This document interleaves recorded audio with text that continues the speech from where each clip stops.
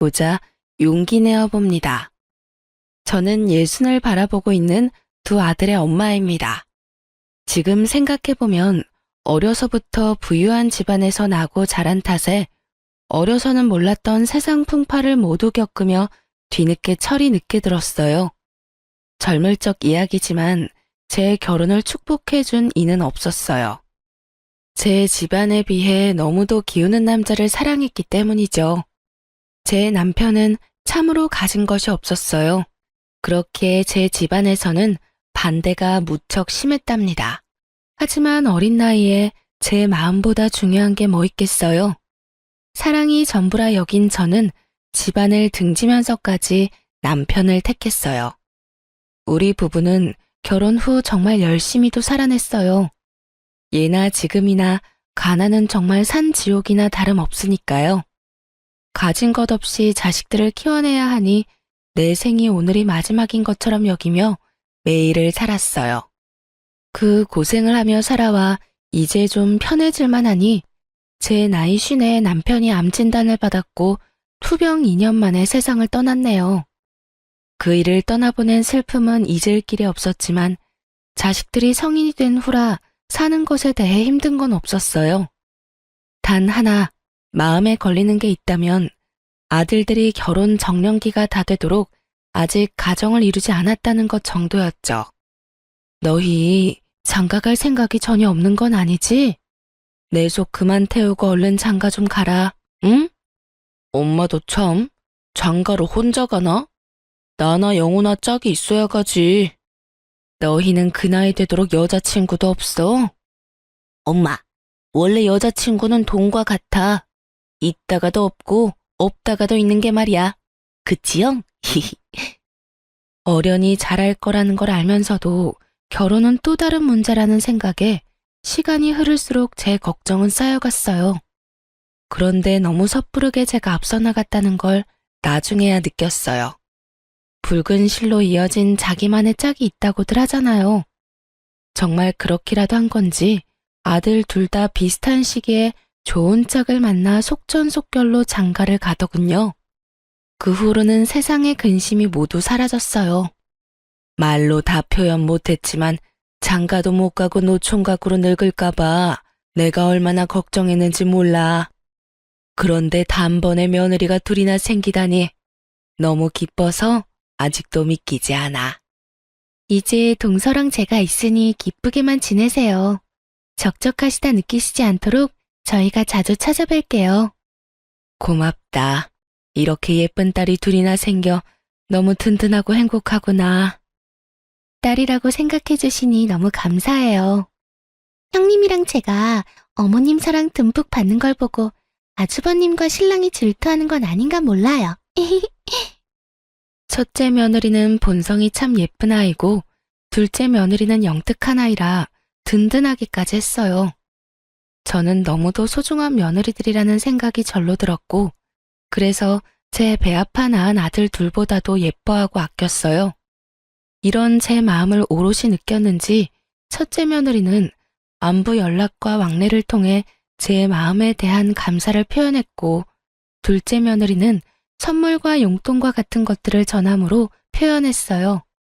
첫째 며느리는 연년생에 손주를 낳아 전업주부로 지냈고 둘째 며느리는 간호사로 큰 병원에 근무를 했거든요. 아들을 둔 동네 아줌마들은 이런 저를 내심 부러워했어요. 영훈이 엄마는 참 복 많은 사람이야. 그치? 정말 자기를 끔찍이도 챙기던 아들들도 참 부러웠는데 이제 다정한 며느리에 능력 있는 며느리까지 얻었잖아. 그러게 나도 애들이 이렇게 큰 효도를 할 줄은 몰랐네. 저 역시 동네 사람들이 해주는 말에 동감했어요. 집안에 여자가 잘 들어오니 이렇게 화목하구나 싶기도 했죠. 제 노후는 다복한 집안에서 평안하게 살아가겠구나 하는 기대가 되기도 했답니다. 하지만 이건 어디까지나 제 생각일 뿐이었어요. 자신의 커리어를 중요하게 생각하던 둘째 며느리가 아직 계획에 없던 임신을 하게 되면서 모든 게 뒤틀렸습니다. 둘째 며느리가 결혼한 지 3년 만에 첫 임신 소식이 들려왔어요. 엄마, 엄마, 내가 드디어 아빠가 된대. 나도 이제 아빠라고. 어머 세상에나, 이게 다 무슨 소리야? 임신한 거야? 응? 아이고, 잘했다, 잘했어. 둘째 아들이 30이 훌쩍 넘었던 때라 임신 소식이 제겐 얼마나 벅찼는지 모릅니다. 둘째 며느리도 어린 나이는 아니었던 터라 건강관리에 집중하며 최대한 조심하길 바랬어요. 하지만 둘째 며느리는 이전처럼 일을 하겠다 고집을 피우더군요. 임신 초기는 특히나 조심해야 하는 시기란다. 알고 있지? 네, 어머님. 너무 염려 마세요. 제 일이 간호사인걸요. 그래. 그래도 일은 이제 쉬는 게 어떠니? 큰 병원에서 근무하느라 많이 고되잖니. 무리해서 좋을 건 없으니 말이야. 그건 제가 알아서 할게요. 저는 임신 핑계로 제 커리어를 망치고 싶진 않아요. 벌써부터 경력 단절의 길로 가고 싶지 않거든요. 정 그렇다면 초기인 시기에만 잠깐이라도 휴식기를 가지는 걸 고려해보면 어떻겠니? 이 핑계 저 핑계를 대면서 빠지게 되면 저로 인해 피해볼 동료들은 어쩌고요. 복귀할 때 제게 얼마나 눈치를 주겠어요? 저 그런 거 정말 싫어요. 제가 힘들다고 느끼면 그때 제가 알아서 결단 내릴게요. 그런 것까지 관여하지는 말아주세요. 말려도 봤지만 너무도 완강해 쉽지 않았어요. 결국 며느리는 이전처럼 일을 나갔어요. 저는 그런 둘째 며느리와 아이가 걱정되어 집에서라도 편히 쉴 수 있도록 해줘야겠더라고요. 그래서 둘째 며느리 모르게 아들에게 당부했어요. 아들, 네가 세아가 힘들지 않도록 잘해야 한다. 밖에서 진을 빼고 오니까 되도록 네가 집안일에 신경 써. 내 둘째 며느리 고생시키지 말라 이 말이야. 알겠지? 엄마, 조금 서운하다. 나도 엄마 아들이거든. 어휴, 내 귀한 아들인 걸 누가 몰라. 임신 초기엔 호르몬 변화 때문에 가만히만 있어도 힘들어. 그런데 일까지 한다고 하니 오죽하겠니? 너도 힘들겠지만 그래도 눈 딱 감고 무조건 잘 챙겨줘. 여자는 임신했을 때 기억이 평생 가는 거야. 알겠어. 그래야 아내도 편하고 엄마도 편하다는데 내가 못할 것도 없지. 저는 둘째 며느리가 혹여나 제 연락에 스트레스를 받을까봐 안부 연락도 줄일 정도로 무척이나 신경 썼어요. 매주마다 직접 창거리를 만들어 아들에게 보낼 정도로요. 그런데 둘째 며느리가 임신 4개월 차에 막 접어들 무렵 억장이 무너지는 소식을 접하고 말았습니다. 바로 둘째 며느리의 유산 소식이었어요. 엄마, 아이가 유산됐대. 실은 엄마가 더 불안해할까봐 말은 안 했지만 저번 주에 복통이랑 피비침이 있어서 병원에 다녀왔었어. 그런데 결국엔 이렇게 되고 말았어요. 아이고, 아이고, 어쩜 좋아? 세아가는 좀 어때? 괜찮니? 다행히 씩씩하게 잘 있어. 일 쉬면서 며칠 몸 관리하기로 했으니까 걱정 마. 엄마가 많이 고대했는데 어쩌지? 지금 그게 뭐가 중요하니? 내 아들과 며느리가 얼마나 상심이 클까? 아휴, 가여운 것. 어쩜 좋니? 너무 안타까웠고 또 둘째 며느리가 힘들어할 걸 알기에 마음이 무거웠어요. 유산도 출산과 다를 것 없이 몸조리를 해야 한다고 하더라고요. 그래서 제가 직접 건강에 좋은 음식을 이틀에 걸쳐 준비했어요. 그렇게 양손 가득 챙겨 둘째네 집으로 찾아갔죠. 그런데 아무리 배를 눌러도 인기척이 들리지 않는 거예요. 저는 혹여 둘째 며느리가 상심이 커 우울감에 빠져 있는 건 아닌가 하는 불안감이 엄습했어요. 그래서 아들에게 연락해 상황을 설명하고 도어락 번호를 넘겨받았죠. 급히 현관을 열고 들어갔는데 이 무슨 일인가요? 집에서 쉬고 있어야 할 둘째 며느리가 보이지 않는 겁니다. 놀란 마음에 둘째 며느리에게 연락했더니 정말 황당한 소리를 하더군요. 얘, 너 지금 어디니? 네? 저 병원 출근 중인데 왜 그러세요? 휴가 중에 출근은 무슨 출근이야? 아직 그렇게 무리하면 안 되는 건 모르니? 당장 집으로 돌아오렴. 어서. 집에만 있으니 답답해서 그냥 휴가 반납했어요. 어머님, 걱정 끼쳐 죄송해요. 저 이제 괜찮아요. 신경 쓰지 않으셔도 돼요. 저 다 회복됐어요. 그래도 잘 쉬어야 하는데. 네 걱정에 반찬 이것저것 싸왔으니 끼니라도 잘 챙기렴. 며느리는 너무 대수롭지 않아 보였어요. 그래서 처음에는 기분이 영 좋지 않더라고요. 그런데 대화를 곱씹어 보니 착잡한 마음에 집에서 쉬는 것도 마다하고 일을 하려고 하는 건 아닌가 하는 생각이 들어 더욱 걱정이 밀려왔어요. 그 뒤로 둘째 며느리가 무리해서 건강이라도 나빠질까봐 보약까지 지어서 보냈을 정도로 정성을 쏟았어요. 첫째 며느리까지 저를 도와 둘째 며느리를 챙겼고요. 그런데 딱 2달 후 둘째 아들이 씩씩거리며 집에 찾아와서 분노를 쏟아내는 게 아니겠어요? 간만에 왔는데 기분이 영 안 좋아 보이네? 무슨 안 좋은 일 있어? 엄마, 나 아무래도 결혼을 잘못한 것 같아. 정말 화가 나 미치겠어. 너 설마 부부싸움하고 뛰쳐나온 거야? 으휴, 내가 못 살아. 워낙 둘째네가 둘 다 고집이 있는 편이라 저는 의견 충돌이 좀 있었나 보다 생각했어요. 부부싸움이라는 게 맞춰가기 위한 과정이라 생각하는 저는 둘째 며느리를 홀로 두고 뛰쳐나왔을 아들의 태도에 속이 터져서 한 소리를 했어요. 원래 부부싸움은 칼로 물베기라고들 한다지만 지금 네 태도는 예의가 없는 거야. 아무리 부부라도 지켜줘야 할 부분이 있는 거라고. 화가 조금 가라앉거든 돌아가서 대화로 잘 풀어봐. 아, 엄마. 지금 이 문제는 대화로 해결할 게 아니라니까. 대화로 해결 안 될 문제가 어디 있니? 부부 사이에는 먼저 사과하는 쪽이 이기는 거야. 그러니 너무 네 생각만 고집하지 말고 잘 조율을 해야지. 아들은 제 말에 깊은 한숨을 몰아쉬더니 자신이 집까지 뛰쳐나올 만큼 화가 난 이유에 대해 털어놓았어요. 저는 아들의 이야기를 듣고는 정말 큰 충격에 휩싸였습니다. 엄마, 2달 전에 아내가 유산했다고 했던 거 기억나지? 그때부터 지금껏 엄마가 엄청 챙겨주잖아. 그럼 그걸 어떻게 잊니? 지금 생각해도 가엾고 마음이 애잔한 걸. 유산 아니래. 유산이 아니라 자기 발목을 잡는 것 같아서 나한테 한마디 상의도 없이 애를 지운 거였대. 그러니까 엄마도 더는 내 아내 가엾게 여기지도 말고 챙겨주지도 마요. 이게 다 무슨 말이야? 유산이 아니라니. 애를 지웠다니.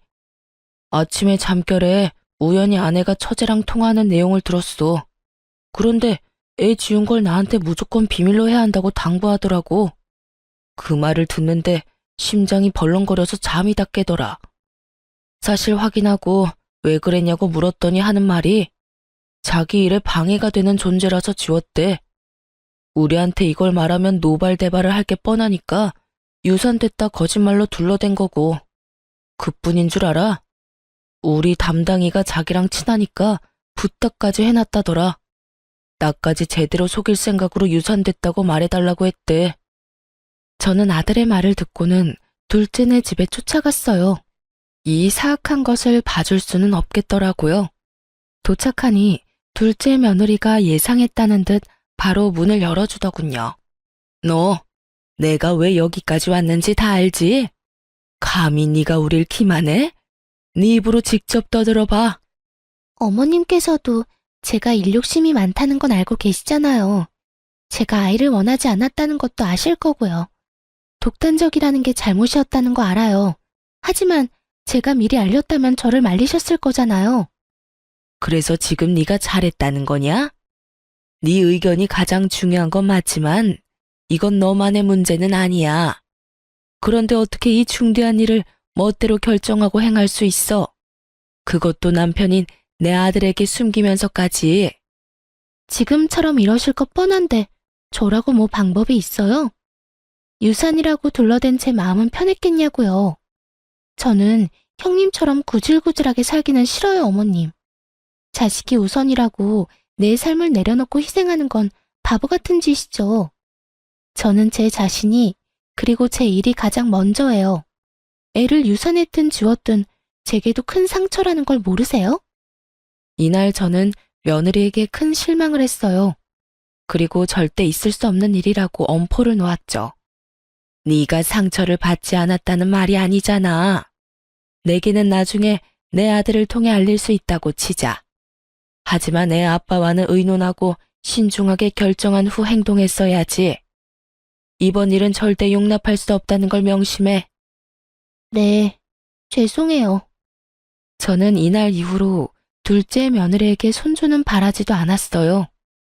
제 둘째 아들은 여전히 자녀를 원하는 마음이 있었지만 저는 둘째 며느리에게 2세 계획에 관한 이야기는 하지 않았고요.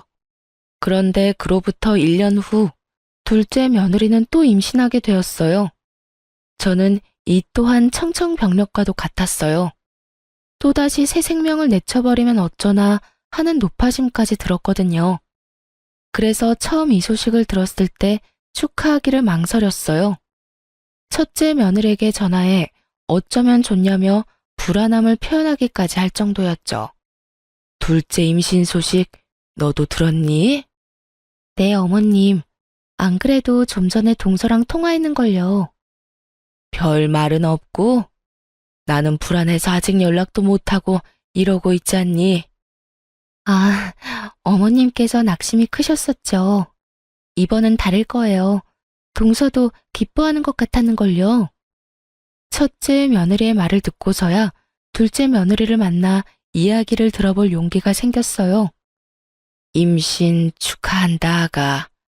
저기, 내가 온 진심을 다해 축복해줘도 되는 게 맞니? 그럼요, 어머님. 임신했다는 사실이 너무도 가슴 벅차요. 1년 전 그 순간들이 큰 후회로 남았어요. 이 아이만큼은 제가 어떻게든 지킬 거예요. 잘 생각했다. 너무 다행이야. 그렇게 생각해줘서 고맙구나, 정말. 저는 둘째 며느리를 얼싸안으며 오롯이 기쁨을 표현했어요. 둘째 며느리는 제게 말한 것처럼 임신 기간 동안 먹는 것 하나까지 관리하며 아이를 맞이할 준비를 해나갔어요. 물론 만삭 전까지 일을 쉬지 않고 쭉 해나갔지만 저는 그것까진 말릴 생각은 없었어요. 일이 중요한 아이라는 걸 이제는 너무 잘 알았으니까요. 그렇게 서로를 이해하며 지내는 동안 시간은 훌쩍 흘러 순탄하게 아이를 출산할 수 있었어요. 둘째 며느리는 육아휴직까지 내고 육아에 전념했죠. 그 모습이 당연한 것임에도 어찌나 대견스럽던지 제가 두 팔 걷어붙이고 나서서 육아를 자주 도와줬어요. 그땐 어렵게 얻은 손주라고 생각하니 더 귀하게만 느껴졌어요. 첫째 며느리가 내색하지 않았지만 서운해할지도 모르겠다는 생각이 들 정도로 둘째네에게 많은 공을 들였어요. 며느리는 아이가 9개월쯤 되었을 무렵 육아휴직이 끝나 복귀하여 다시 일하기 시작했어요. 그때부터는 제가 정말 육아를 도맡아 했다고 표현할 정도로 아이를 제가 돌보았죠.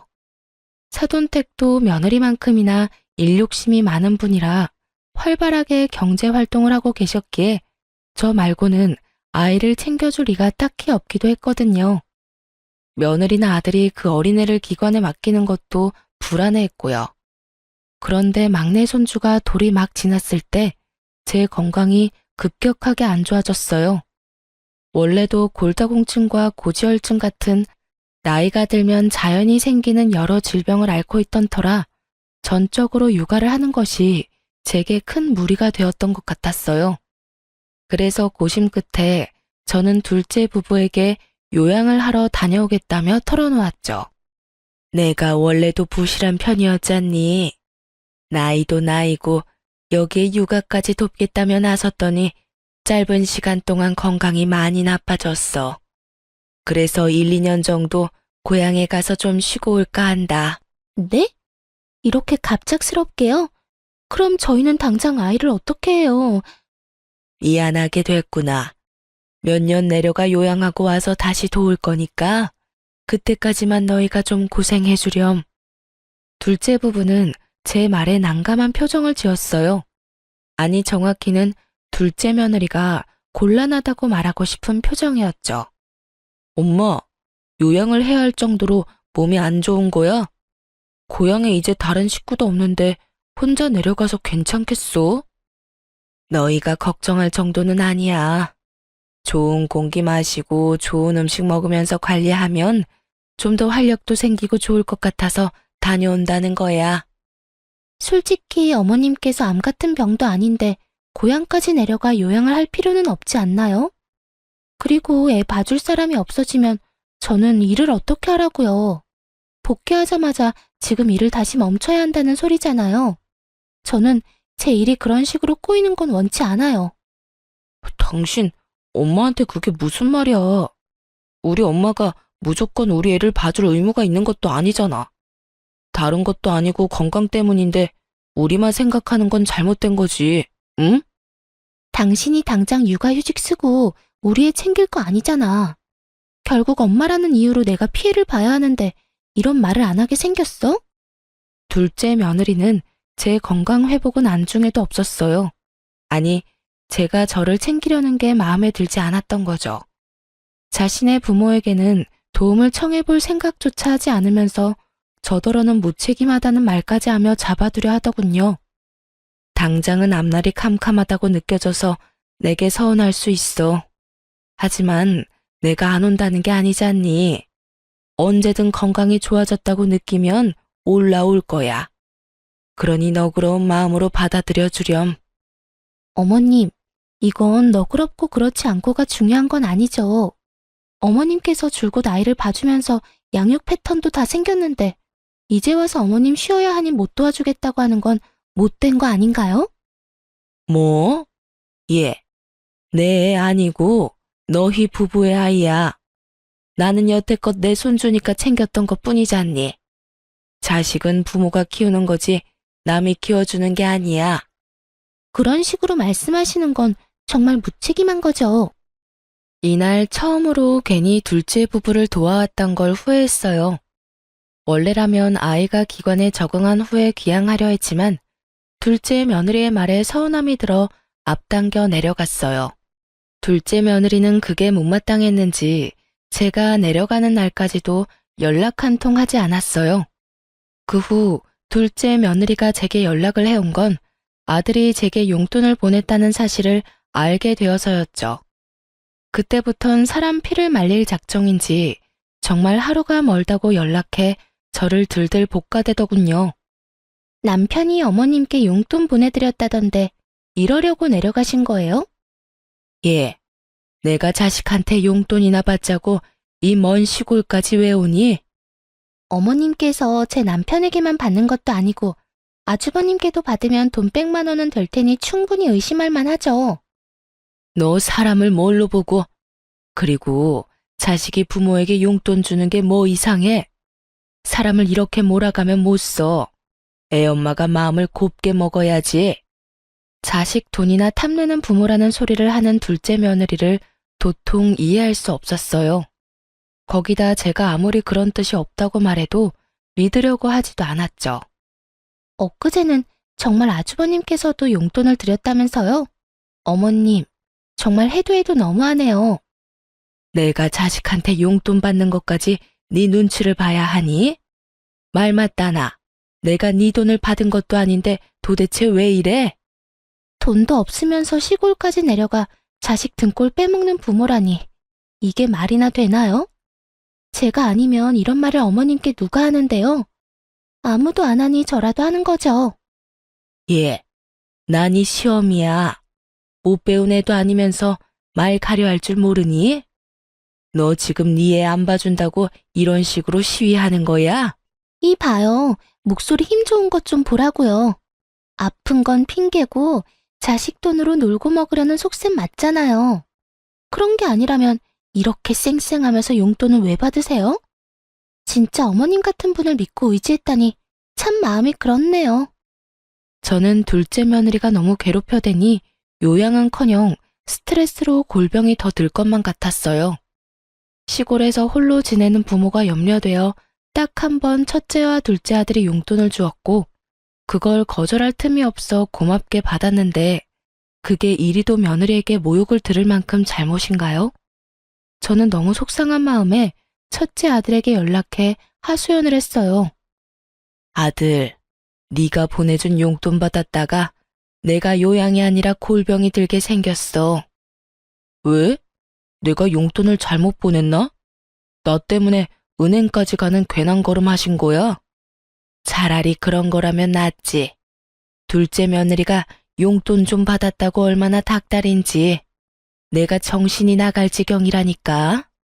네 동생한테는 이 이야기는 하지 말고 앞으로 용돈 보내지 마렴. 둘째한테도 용돈 그만 보내라고만 전해라. 원래도 입이 무겁고 의지가 됐던 첫째기에 연락해서 털어놓고 나니 마음이 조금은 나아졌어요. 하지만 그것도 잠시뿐이었죠. 둘째 며느리의 연락을 받고는 또다시 기분은 착 가라앉았어요. 이제 쉴 만큼 쉬시지 않았어요? 멀쩡한 몸뚱이 그만 놀리고 다시 올라오셔서 원래처럼 저희 도와주셔야 하는 것 아니에요? 너 정말 애가 왜 이리 못됐니? 네가 날 꾀병 부린다고 여기는 것까진 구구절절 설명할 생각이 없으니 넘어간다 치지만 정도껏 해야 할 것 아니야. 아, 방금 꾀병이라고 인정하신 거죠? 내가 이럴 줄 알았어. 자식들한테 돈 받고 싶어 구실 만들었던 게 맞네. 자식한테 용돈이 받고 싶거든 보탬이 되셔야 하는 것 아니에요? 이렇게 뻔뻔한 방법으로 용돈을 갈구하는 건 죄예요, 죄. 저는 보탬이 되라는 말에 열이 확 뻗쳤어요. 당돌한 아이라는 걸 알았지만 이렇게 못된 생각을 가졌을 거라곤 꿈에도 몰랐네요. 네, 시간이 꽤 흘러 제가 간과했던 거죠.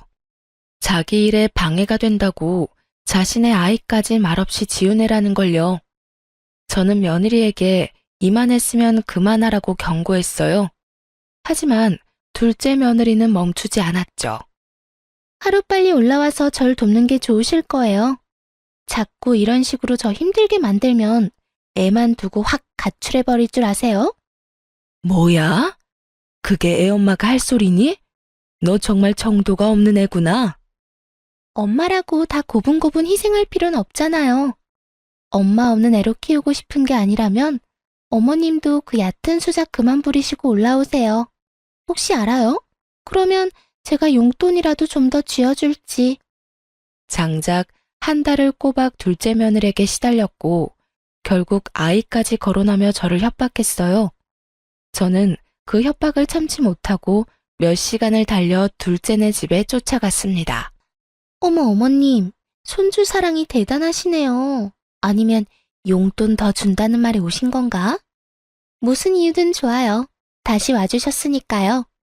저는 며느리의 망발에 다짜고짜 얼굴로 손을 날렸어요. 둘째 며느리는 새빨개진 얼굴로 질세라 제게 난리를 쳐댔어요. 보잘것도 없는 어머님이 감히 제 얼굴에 지금 손을 댄 거예요? 이렇게 손을 함부로 놀려서 어쩌려고 이러세요? 저는 뭐 못해서 참고 있는 줄 아시냐고요? 제가 어머님 상대로 신고라도 하면 어쩌려고 이러시는 건데요? 네?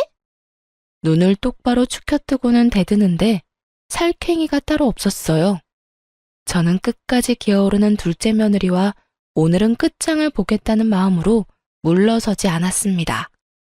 그렇게 장장 3시간을 며느리와 육탄전을 벌였고 제 아들이 막내 손주를 하원시켜 데리고 온 후에야 멈추게 되었네요.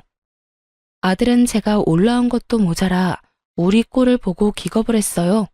엄마, 갑자기 연락도 없이 여기까진 무슨 일이야? 꼴은 그게 다 뭐고 이게 다 어떻게 된 거야? 시험이 알기를 개떡같이 하는 며느리 혼쭐 좀 내주러 왔다. 엄마, 알아듣게 말을 해줘야 이해를 하지. 당신 엄마한테 무슨 잘못 저질렀어? 네 아내가 손주 안 봐주고 기양했다고 어찌나 사람을 들들 볶은 줄 아니? 그뿐이야. 네가 준 용돈 받았다고 사람을 못된 사람 취급하는데 내가 참을 수가 있어야지. 앞으로는 너희 일과 나는 별개다. 그런 줄 알아? 저는 자초지종 설명도 없이 무턱대고 둘째네 집을 나와 시골로 내려갔어요. 둘째 아들이 제게 몇 날 며칠을 연락해댔지만 받지 않았죠.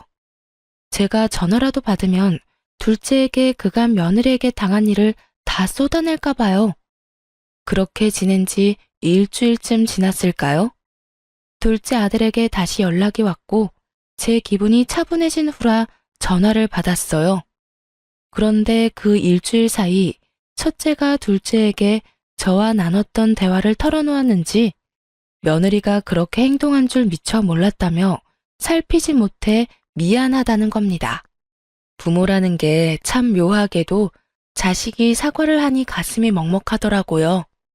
그래서 이제 다 괜찮다고 아들을 한참이나 다독였네요.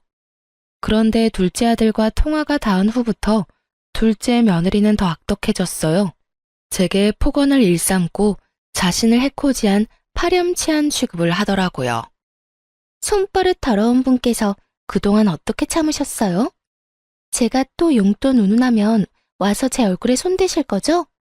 못 베어먹은 티 너무 나니까 소름 끼쳐. 네 이런 태도가 더 끔찍하다는 걸 모르니? 미련한 것. 뭐요? 자식들이 피땀 흘려 번 돈으로 지금 살고 있는 그 허름한 시골집까지 사서 요양하는 주제에 부모래도 다 같은 부모가 아니라더니 어머님처럼 양심 없고 부모 자격 없는 분은 또 처음 보네요. 네가 뭘 안다고 입을 함부로 놀려? 감히 네가 뭔데 부모 자격을 운운하니? 어? 왜 격분하고 그래요? 어머님께서 경제활동한 적 없으시잖아요. 그럼 보나마나 뻔한 것 아닌가요? 그런 건 동네 바보도 알겠네요. 기가 막혀. 참 가족이 뭐라고 이런 망발을 하는 며느리의 전화를 그리도 착실히 받았을까요? 제게 남는 건 고작 울화와 상처일 뿐인데요. 저는 더는 이런 며느리의 장단에 맞춰주지 않겠다 다짐했어요. 아니, 둘째 며느리의 되바라진 태도를 제대로 짓밟아주겠다 마음먹었죠. 그래서 며느리와의 통화가 끝나자마자 둘째에게 곧장 연락했어요. 아들, 내가 문자로 주소 하나 보낼 거야. 쉬는 날 꼭 며느리 데리고 내려오렴. 알겠지? 나흘 뒤 아들은 제 말대로 자기 가족들을 데리고 내려왔어요. 도착해 차에서 내린 둘째 며느리는 풍경을 보고는 기함했어요. 둘째 부부의 눈앞에 펼쳐진 광경은 넓은 앞마당이 있는 300평대의 초호화 단독 주택이었습니다. 네, 바로 제가 지내고 있던 고향 시골집이었어요. 며느리는 놀란 채 말까지 더듬으며 물었어요. 이곳은 도대체 어디예요? 여보, 설명 좀 해봐요. 글쎄, 나도 지금 좀 당황스러워서. 저는 아이들이 도착한 걸 알면서도 조금 늦게 맞이하러 나갔고 큰 단독주택에서 제가 현관을 열고 나오는 걸 보고 둘째 아들과 며느리의 입이 떡 벌어졌어요. 엄마, 이 집은 다 뭐야? 어머님께서 왜 저 집에서 나오세요? 설마 자식들 용돈 주는 걸로 이 호화스러운 집에서 월세로 지내는 거예요? 정말 노망이라도 나셨어요? 저는 명확한 근거도 없이 떠들고 있는 둘째 며느리의 면상에 손에 들고 있던 서류를 집어 던졌습니다. 아들이 서류를 주워 살필 때 곁눈질로 보던 며느리는 어떻게 된 거냐며 더 언성을 높여 물었어요. 이게 도대체 어떻게 된 거예요? 어떻게 어머님께 이런 어마어마한 집이 있을 수 있어요? 뭔가 잘못된 거 아니에요? 네? 난 이런 집 한 채 가지고 있으면 안 되니? 왜? 내 자식들 앞으로 대출받아서 사기라도 했을까봐? 뭐요? 내가 이럴 줄 알았어. 이 한심한 인간아. 갑자기 인상을 팍 쓰더니 제 아들의 멱살을 잡았어요. 아들들이 대출을 받아줬다고 바로 확신하고 말이에요. 제가 있든 없든 며느리는 이미 그건 상관이 없는 듯 했어요. 눈이 뒤집혀서는 제 아들에게 노발대발해댔어요. 당신의 형제가 여자들 피를 말린다는 거 아니? 너네만 부모 있어? 누구는 부모한테 못해서 안 하는 줄 아냐고. 방 한 칸 딸린 작은 집도 아니고 이 무시무시한 집을 사려고 대출까지 받는 게 말이나 되냐고, 이 정신 나간 놈아. 저도 그 꼴을 보고 분노가 치밀어 참지 못하고 며느리의 얼굴을 밀치며 고성을 쳤습니다. 어디 시어미 앞에서 남편 멱살을 잡아? 정신 나간 건 내 자식이 아니라 너야, 이 멍청한 거사. 도대체 시어미 알기를 어떻게 알기에 이따위 행동을 아무렇지 않게 하는 거냐? 응? 저요? 어머님을 쥐뿔도 없는 분으로 알죠. 경제 활동도 제대로 안 하시던 분이 무슨 수로 이 큰 집을 사느냔 말이에요. 시골에 내려와 지낸다는 이유도 다 이것 때문이었어요? 자식들 돈으로 혼자 팔자 펴고 살려고? 쥐뿔도 없는 건 내가 아니라 너겠지. 내 재산이 얼마가 됐던 내게 10원 한 푼 안 가게 할 테니 각오해라. 어차피 내 남편 재산이 곧 내 재산인 거 몰라요? 그리고 어머님께서 자식들에게 물려줄 재산이 어딨어요?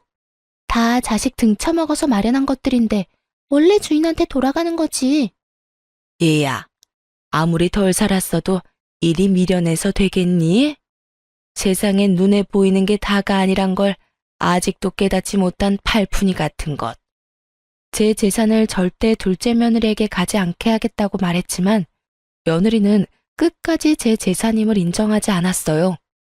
하지만 어느 부모가 자식 앞으로 돈을 당겨 이런 집을 사나요? 제가 위에서 언급한 것처럼 저는 부유한 집에서 자랐어요. 이 집 또한 저도 제 부모에게 물려받은 것인걸요.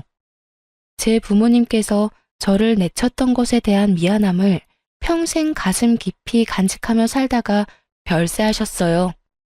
그러니 얼마나 더 챙겨주고 싶으셨겠어요. 제가 이렇게 시골까지 내려와 요양하겠다고 마음먹은 것도 긴 세월 저지른 불효를 이렇게라도 용서받기 위해서였어요. 저는 이 호화스러운 집 뒷마당에 제 부모님의 묘를 세웠거든요. 제 노후를 부모님의 묘를 손수 관리하며 살고 싶었어요. 물론 건강이 나아지면 상경에 제 자식을 챙기겠지만 한 달에 한 번은 내려와 제 부모님의 묘를 관리할 계획이었고요. 하지만 이런 제 사정과 뜻을 알 리 없는 둘째 며느리는 이 집이 제 명의의 집이라는 걸 끝까지 믿으려 하지 않았어요. 제 말처럼 자식들의 도움이 아니라면 이 집은 어떻게 마련하신 건데요? 이 종이 쪼가리에 불과한 서류를 어떻게 믿느냐고요? 내가 왜 그런 짓까지 해야 하니? 고작 너 하나를 속이자고. 어머님 자존심을 지키기 위해서겠죠. 그래서 돈 내고 대여해놓고 자기 집인 것처럼 하는 거잖아요. 서류까지 위조해가면서 이런 일 벌인 거 죄예요, 죄. 당신 정말 엄마한테 무슨 말을 하는 거야? 우리 엄마 그런 못된 분 아니야. 그만해. 너 참 재미있는 상상까지 하는구나. 무슨 근거로 위조라고 표현하는지 나는 모르겠구나. 끝까지 자존심 부리겠다 이거죠? 좋아요. 어머님 사기죄로 고소당할 준비나 하세요. 이런 무서운 일까지 저지르고 좋게 넘어갈 줄 아셨어요? 올라오라고 말할 때 얌전히 와서 손주 양육이나 하면서 지냈으면 좋았잖아요. 양육하기 싫어 수작 부리다 콩밥까지 먹게 생겼으니 어떡해요? 말하는 꼴이 아주 되바라져서는 신고해 볼 테면 해봐 어디. 네가 바라는 대로 되는지 한번 보자꾸나. 엄마까지 왜 이래? 며느리가 이렇게 끝까지 큰 소리를 칠 수 있었던 이유는 아마도 아들도 이 집에 대한 존재를 몰랐기 때문이겠죠. 며느리는 이날 돌아가서 정말 저를 신고했습니다. 물론 이 일로 제가 스트레스를 많이 받기도 했지만 결과적으로는 제 땅이라는 것만 제대로 증명된 채 며느리가 바라던 모습은 안타깝게도 전혀 없이 흐지부지 끝이 났죠. 그런데 이 일을 계기로 둘째 며느리가 저를 대하는 태도가 바뀌었어요. 어머님, 제가 큰 실례를 범했었죠. 저 지금 정말 많이 반성하고 있어요. 앞으로는 어머님 말씀만 믿으며 지낼게요. 얘가 왜 이래? 원래 하던 대로 하렴. 이미 네 본 모습을 다 알았는데 이런다고 뭐가 바뀌니?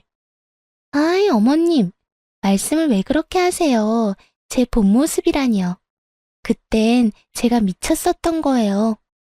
일과 육아에 치이다 보니 정신이 어떻게 됐던 것 같아요. 제가 그동안 쏟아낸 망언은 뭘 몰라서 했던 거니 마음에 담아두지 마셔요. 제가 앞으로는 정말 잘할게요. 그렇게 내숭 부릴 것 없다. 네가 뭘 하든 네가 하는 거라면 난 다 필요 없으니. 제게 굽신거린다는 표현이 꼭 맞을 정도로 굴었어요.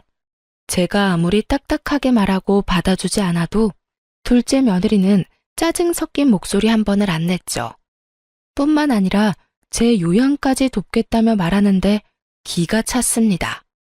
어머님, 이참에 제가 요양을 도와드릴까요? 제가 간호사니까 어머님께도 큰 도움이 되지 않겠어요? 어머님 마음만 풀리신다면 제가 지금 하는 일도 그만두고 당장 어머님 계신 곳으로 내려갈게요. 진심이에요. 너 정말 네가 날 챙긴다는 핑계로 내려와 있으면 내 아들과 손주는 어떻게 지내라는 거니? 제가 아이를 데리고 내려가야죠. 아이도 할머니와 함께 지내는 걸 좋아할 거예요. 어머님도 우리 애 보면서 지내면 활력이 생기지 않겠어요? 아, 물론 어머님께 애를 보라는 건 아니에요. 그럼 지금 나 하나 때문에 내 아들과 손주를 떼놓겠다. 이 말이니? 너 정말 생각이 있는 애니 없는 애니? 아이에게 아빠가 얼마나 중요한지 몰라? 며느리의 말에 저는 속에서 천불이 났어요. 그 손주 하나를 보기 위해 제 아들이 입은 상처의 크기가 어떠하며 제가 어찌나 귀하게 챙겼던 아이인가요. 그런 아이를 떼놓을 생각까지 한다뇨. 그런데 더 화가 났던 건 제 말의 요지를 파악하지 못하는 아두남이었어요. 아니, 제 말을 이해할 생각도 하지 않았다는 게 맞는 거겠죠. 애 아빠는 주말에 내려와서 보고 가면 되는 거잖아요. 그리고 어머님, 돈이 있어야 자식도 키우는 법이에요. 지금 굳이 중요한 건 그 돈을 품고 있는 어머님이죠. 말도 안 되는 소리를 잘도 떠드는구나. 됐다. 이런 이유라면 다시 연락할 필요 없어. 내 아들이 내 손주와 떨어져 지내는 꼴은 내가 못 본다. 하지만 아픈 어머님을 어떻게 혼자 두나요? 그리고 그간 제가 못한 걸 만회하려면 내려가서 어머님을 보필해야죠. 필요 없대도 넌 네 일이나 하면서 네 가정에나 충실하렴. 어머님, 거절만 하지 마시고 잘 생각해 보세요. 늙을수록 곁에 사람이 있어야 한다는 것 아시잖아요. 그리고 저도 이게 다 제 아이를 위한 거라니까요. 제게 못했던 걸 용서받고 예쁨을 받아야 어머님 재산이 제 아들에게까지 유용하게 쓰이는 거잖아요. 며느리는 시답잖은 소리들을 해대며 제 재산에 관심을 표현했어요. 하지만 저는 이 속물이 소름이 끼칠 지경이었죠. 한 일주일은 저를 설득하려 나긋이 말했지만 개벌은 난 못 준다고 시간이 좀 지나니 슬슬 본 모습을 보였어요. 자신의 생각대로 해줘야 한다 강요했고 더 나아가 자기를 무시하는 거냐며 큰 소리를 쳐댔어요. 그뿐인가요? 망발도 서슴없이 쏟아냈습니다. 거절도 정도껏 해야죠. 돈 좀 있다고 이렇게 사람 무시해도 되는 거예요?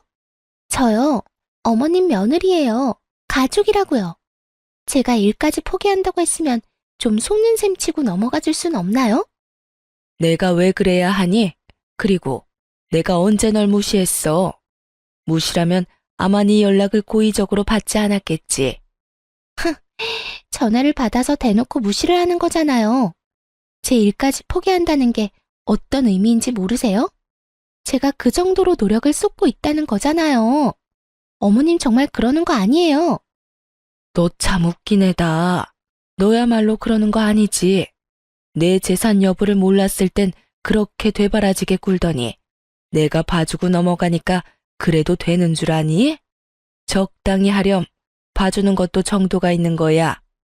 내가 다른 사람은 몰라도 네 도움은 받을 일 없을 거니 그런 줄 알렴. 나도 이제 당신 도와줄 맘 없어. 돈 좀 있다고 나 무시하는 사람한테 나도 잘 보일 생각 없다고. 빨리 이 세상 떴으면 싶은 마음뿐이거든. 어차피 내 남편한테 재산 넘어가면 그 돈이 다 나한테 오는 거잖아. 그러니 내 재산이나 다를 바가 없다고. 당신 마음대로 재산 분할을 하는 게 될 줄 알아? 내가 무슨 수를 써서라도 당신이 빨리 세상 뜨게 만들 거야. 알아? 이 통화 이후에도 둘째 며느리는 저를 저주하는 듯한 내용이 가득 담긴 문자들을 수도 없이 보냈어요. 돈에 눈이 뒤집혀 제 죽음까지 운운하는 며느리를 더는 좋게 넘어갈 수 없었죠. 그 주 주말 저는 온 식구를 다 불렀습니다. 둘째 부부까지도요. 둘째 며느리는 자신의 말에 제가 겁이라도 먹은 줄 아는지 기고만장한 표정까지 하고 있더군요. 아무것도 모르는 첫째 며느리는 간만에 절 만난다며 손수해온 제철 음식들을 양손 가득 챙겨왔고요. 그런데 둘째 며느리가 이런 첫째 며느리에게 버르장머리 없이 또 입을 나불댔어요. 형님은 멍청하고 눈치가 없네요. 지금이 어떤 자리인 줄 알고 이런 냄새나는 음식을 챙겨와요? 이래서 집에만 있는 여자들은 안 된다니까. 동서, 무슨 말이 그래. 오랜만에 어머님 뵙는 거라 좀 챙겨왔을 뿐인데 내가 동서한테 그런 말을 들을 필요는 없지 않아? 제 말은 오늘 이 자리가 모여서 밥이나 먹자고 마련한 자리가 아니라는 뜻이에요. 그런 걸 파악도 못하고 온 형님이 미련해 보이잖아요. 둘의 대화를 듣다 못한 제가 둘째 며느리에게 한 소리 하려던 순간 집에 손님이 찾아왔어요. 바로 부모님의 재산을 관리해 주셨던 변호사였죠. 저는 자식들을 전부 거실로 불러 모은 후 제 재산 상속에 관한 얘기를 모두 털어놓았어요. 그리고 곧 변호사의 말이 끝나자 둘째 며느리는 발칵 뒤집혔습니다. 둘째 아드님께는 추가 조항이 하나 더 있으십니다. 네? 제게요? 어떤 조항 말씀이시죠? 둘째 아드님께서 이 모든 재산을 상속받기 위해서는 현 아내분인 서진주님과 이혼을 하셔야 합니다. 이게 무슨 말이야? 이혼이라뇨. 어머님, 정말 끝까지 제게 이러실 거예요? 네? 제가 미쳤다고 이혼을 해요? 제가 왜요, 왜? 둘째네 이혼을 거론하자 온 가족이 놀란 눈치였어요. 둘째 며느리도 절대 이혼을 할 수 없다 난리쳤죠. 저는 제 핸드폰에 녹음되어 있는 파일 하나를 재생했어요. 그리고 곧 둘째 며느리의 목소리가 거실 가득 울려 퍼졌습니다. 제 죽음을 고대한다는 둘째 며느리의 망언이 말이에요. 그리고 전 며느리가 제게 보냈던 문자들을 전부 공개했어요. 그뿐일까요? 아들과 함께 둘째 며느리가 처음 집에 내려왔던 날 저희가 나눈 대화가 담긴 CCTV 영상까지도 전부 보여주었어요. 이 모든 사실을 가족들에게 낱낱이 밝히고 나서야 둘째 며느리는 사색이 된 얼굴로 힘없이 바닥에 주저앉았습니다. 아들들은 둘째 며느리에게 사람도 아니라며 분노했어요. 온 식구가 둘째 며느리의 만행과 욕심을 알게 되자 둘째 아들은 재산 때문이 아니라 자신과 저를 위해 이혼하겠다고 나섰어요. 당신이 뒤에서까지 어떻게 이래? 우리 엄마한테 이런 몹쓸 말을 쏟아낼 수 있냐고. 여보, 이건 모함이야. 처음부터 내가 그런 식으로 굴었던 건 아니라고. 날 좀 믿어줘. 내 말 좀 먼저 들어봐. 네가 하는 말을 내가 어떻게 믿어? 이렇게 증거들이 다 있는데 내가 무슨 수로 네 말을 믿어? 우린 이제 끝이야. 이혼이라고. 아들은 그 길로 이혼 소송을 걸었어요. 변호사를 통해 며느리에게는 내 아들 재산을 한 푼도 넘어가지 않도록 부탁했고 양육권도 넘어가지 않도록 힘을 써달라고 말했어요. 둘째 며느리는 양육권을 가지고 끝까지 물고 늘어졌어요.